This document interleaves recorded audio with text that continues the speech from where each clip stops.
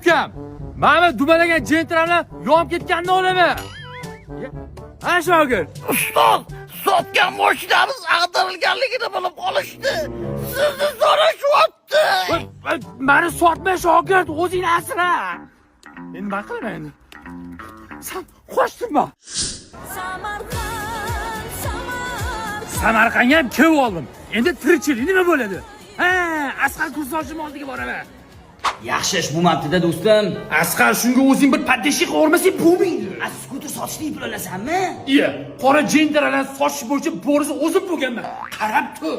Bolam, skutering yaxshimi? Iya, otaxon, skuter masla, Malibu rul, Malibu bar, farali, optira, skuter top toza. Menga qarab uchun intiramas-u. Stres, otaxon, rimliklarning bir maqoli bor. Skutersiz erkak kimga kerak? Qofiyani qarang. Kim bo'li bu skuterlar?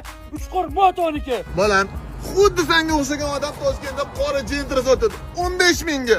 Top toza dedi. 3 marta ag'anab, 1 marta yonib ketgan ekan. Doda, mana shu odam sotgan. Ashga chiqibdi bu. Shuni sal bo'lmasa. Voy. Shogird seni jinan urmabdi. Meni biz tashashdi. Endi odamlarni aldab, qallobchilik qilmaymiz, novvoychilik qilamiz. O'zi ham bor, ana pachoq jentrani bir oydan beri sota olmayapman. Moshinangiz qora jentrami?